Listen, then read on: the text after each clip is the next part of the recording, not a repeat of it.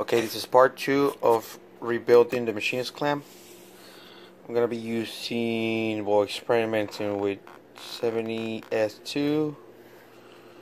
Got 116, 3/32, and now I finish beveling some of these, and they're ready for welding.